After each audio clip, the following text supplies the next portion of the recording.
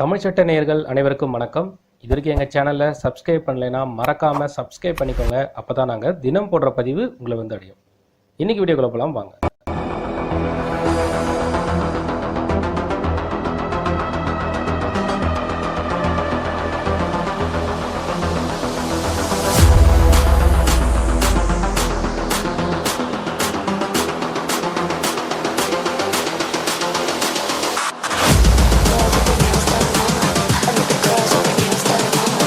பொதுவாக ஒரு நிறுவனத்தில் வந்து பார்த்தீங்கன்னா பார்ட்னர்ஸ் வந்து இருப்பாங்க. பேசிக்காக வந்து ப்ரொப்ரைட்டர்ஷிப் கம்பெனியில் ஒரு நபர் மட்டும் இருப்பார். ஒரு ஃபேர்ம்னு ஸ்டார்ட் ஆகும்போது மினிமம் வந்து ஒரு 2 பேர் வந்து ஸ்டார்ட் பண்ணுவாங்க. இப்படி கம்பெனி வளரும் போது ப்ரைவேட் லிமிடெட் சொல்லும்போது நிறைய நபர்கள் வந்து அந்த கம்பெனியில் பார்ட்னர்ஸ், இன்வெஸ்டர்ஸ் இந்த மாதிரி வந்து ஃபார்ம் ஆகிட்டே இருப்பாங்க. இப்போ கொஷின் என்னன்னா, ஒரு நிறுவனத்தில் வந்து பார்ட்னர்ஸாக இருக்கக்கூடிய நிறுவனத்தில் நிறைய பார்ட்னர்ஸ் இருக்காங்க. அப்போது அந்த ஒவ்வொரு இயரும் அவங்களுடைய ப்ராஃபிட்டில் அவங்களுக்கு வந்து அந்த ஷேர் வந்து கிடைக்கும். ஒருவேளை அந்த கம்பெனி வந்து டிசால்வ் பண்ணுறாங்க, ஸோ அந்த கம்பெனியால் ஃபர்தராக ரன் பண்ண முடியல, அந்த மாதிரி ஒரு சுச்சுவேஷன் வரும்போது அந்த கம்பெனியை வந்து க்ளோஸ் பண்ணுற நிலைமையில் வரும்போது, எப்படி ஒரு கம்பெனி உருவாகும் போது அதை ப்ராப்பராக வந்து டாக்குமெண்ட் பண்ணி அதை ரெஜிஸ்டர் பண்ணி trademark registration, copyrights, what ever அவங்க கிட்ட கம்பெனிக்கு ஏற்ற மாதிரி ரெஜிஸ்டர் பண்ணுறாங்களோ, டிசல்யூஷனும் அதே மாதிரி ப்ராப்பராக கோர்ட்டில் டிசால்வ் பண்ணணும்.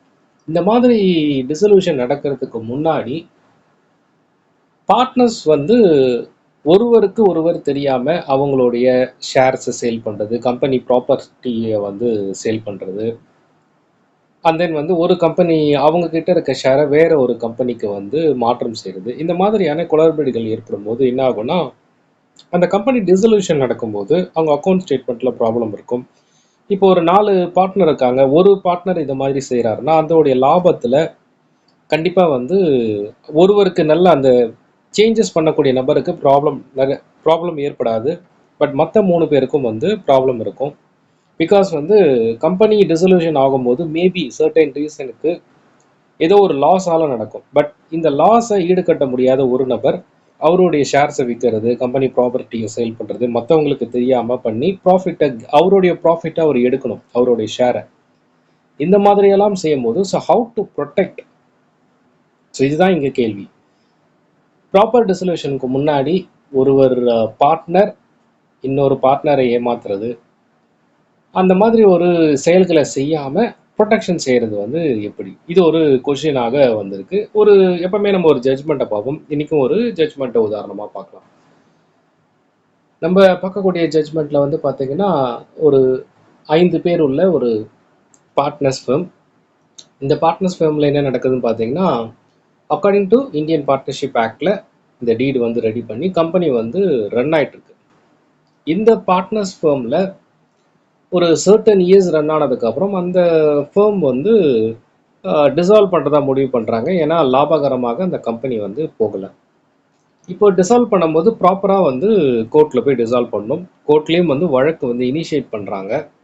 பட் அந்த டிசல்யூஷனுக்கு முன்னாடியே இந்த பார்ட்னர்ஸில் ஒருவரை தவிர்த்து மற்ற அனைத்து பேரும் ஒன்றா சேர்ந்து அந்த கம்பெனியில் இருக்க ப்ராப்பர்ட்டிஸ், அந்த கம்பெனி சம்மந்தப்பட்ட மேட்டர்ஸ், அண்ட் தென் வந்து அதில் இருக்க ஷேர்ஸ், இது எல்லாமே விற்று அவங்களோட லாபத்தை வந்து பார்க்குறாங்க. இப்போது ப்ராப்ளம் என்னென்னா, இந்த மாதிரி அவங்களுக்கு பண்ணுறதுனால மீதம் இருக்க அந்த ஒரு நபர் அவருக்கு வந்து மிகப்பெரிய லாஸ் ஏற்படுது. மேலும் ஒரு பார்ட்னர்ஷிப்பில் எந்த ஒரு சேஞ்சஸ் பண்ணனாலும் அதை வந்து ப்ராப்பராக ஒரு போர்ட் மீட்டிங் ரன் பண்ணணும். அதில் வந்து எல்லாருடைய கன்சென்ட்டை வாங்கிட்டு தான் ஒரு விஷயத்தை வந்து முடிவு பண்ணணும். பட் இங்கே என்னென்னா, இந்த பர்சனோட கன்சென்ட் இல்லாமையே இந்த சேல் வந்து நடக்குது. இதனால் வந்து அவருக்கு மிகப்பெரிய லாஸ் ஆகுது. இப்போது நம்ம இந்த டாப்பிக்கோட கொஷின் என்னென்னா, எப்படி வந்து இதை ஸ்டாப் பண்ணுறது?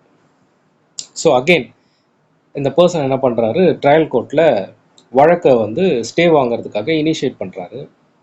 அப்போ கோர்ட் வந்து ட்ரையல் கோர்ட் என்ன பண்ணுறாங்க, இந்த சேல் ஏற்கனவே நடந்தது, அந்த விஷயங்களை அதை எதுவுமே வந்து கன்சிடர் பண்ணலை ப்ராப்பராக. பட் அதை வந்து அக்ரி பண்ணுறாங்க. பட் இதனால் வந்து மேன்முறையீடு செய்கிறாங்க இந்த பர்டிகுலர் பார்ட்டி. யார் வந்து அந்த லாஸை வந்து சஃபர் பண்ணுறாங்களோ, ஆல்ரெடி ட்ரையல் கோர்ட்டில் இந்த வழக்கு திறந்துருக்காங்க, அவங்களோட அப்பீலில் வந்து கோர்ட் திரும்பவும் இந்த வழக்கை வந்து அப்சர்வ் பண்ணுறாங்க. அப்சர்வ் பண்ணிவிட்டு ஃபைனலாக என்ன சொல்கிறாங்க, ரீஇன்வெஸ்டிகேட் பண்ணணும். பிகாஸ் ஒரு நபர் வெளியேறும்போது ஒரு கம்பெனி வந்து டிசல்யூஷன் நடக்குது, அப்போது பார்ட்னர்ஸாக இருக்கக்கூடிய நபர் கன்சென்ட் இல்லாமல், மற்றவங்க கன்சென்ட் இல்லாமல் ஒரு சேல் பண்ணுறதோ இல்லை அந்த ப்ராஃபிட்டை வந்து அவங்களுக்கு சார்பாக கொண்டு போகிறதோ, இதெல்லாம் பண்ணும்போது மீதமுள்ள பார்ட்னருக்கு வந்து மிகப்பெரிய லாஸ் ஏற்படும். ஸோ அந்த லாஸை அவாய்ட் பண்ணுறதுக்காக அந்த பர்டிகுலர் டிரான்சாக்ஷனை ஸ்டாப் பண்ண சொல்கிறாங்க. அதே மாதிரி ட்ரையல் கோர்ட்டு திரும்ப ரீஇன்வெஸ்டிகேட் பண்ணி அனைத்து எவிடன்ஸும் எதற்காக அந்த மேற்கொண்டு இவங்க வந்து டிசல்யூஷன் அண்டர் டிசல்யூஷன் இருக்கும்போது, நீதிமன்றத்தில் வழக்கு இருக்கும்போது எதற்காக அந்த ப்ராப்பர்ட்டியை வந்து எக்ஸிஸ்டிங் சேல்ஸ் எல்லாமே நடக்குது, அண்ட் தென் வந்து எதுக்காக ரீஇன்வெஸ்ட் பண்ணுறாங்க, வேறு ஒரு நிறுவனத்தில் இன்வெஸ்ட் பண்ணும்போது இந்த போர்ட் மீட்டிங் கன்சர்ன் வாங்காமல் ஏன் வந்து இதை செஞ்சுருக்காங்க. ஸோ அவங்களோட ஃபைனல் ஃபினான்ஷியல் ஸ்டேட்மெண்ட்டில் இது ஒரு மிகப்பெரிய லாஸாக இருக்கும். ஸோ இது எல்லாமே ரீஇன்வெஸ்டிகேட் பண்ணி திரும்பவும் அதை செக் பண்ண சொல்லி அதற்கான ஜட்ஜ்மெண்ட்டை திரும்பவும் பாஸ் பண்ண சொல்கிறாங்க. இதுதான் வந்து இந்த கேஸோட ஷார்ட்டஸ்ட் டீட்டெயில். ஸோ இப்போது நீங்கள் ஒரு ஃபேர்மில் இருக்கீங்க, ஃபேர்மில் பார்ட்னராக இருக்கீங்க, ஒருவேளை உங்களுக்கு தெரியாமல் உங்கள் கன்சென்ட் இல்லாமல் ஒரு ப்ராப்ளம் வந்து நடக்குது, அதை நீங்கள் ஐடென்டிஃபை பண்ணியிருக்கீங்க. If you have proper evidence, நீங்கள் தாராளமாக நீதிமன்றத்தில் வழக்கு தொடரலாம். இதே மாதிரி நிறைய வழக்குகள் வந்து நீதிமன்றத்தில் ஏற்கனவே சுப்ரீம் கோர்ட் ஜட்ஜ்மெண்ட்ஸ் எல்லாமே இருக்குது. எதுனா பார்த்தீங்கன்னா, ஒரு கன்சென்ட் இல்லாமல் ஒரு நபர் ஒரு ப்ராப்பர்ட்டியை சேல் பண்ணும்போது தாராளமாக அதை வந்து திரும்ப வாங்கிறதுக்கும், இம்ப்ராப்பர் கன்சென்ட் இல்லாமல் விற்ற அனைத்துக்குமே இது வந்து ஒரு கிரிமினல் அஃபென்ஸாக கூட பார்க்கப்படுறதுக்கு வாய்ப்பு இருக்குது. பிகாஸ் அந்த எவிடன்ஸ் வந்து உங்களுக்கு ப்ராப்பராக இருக்குது.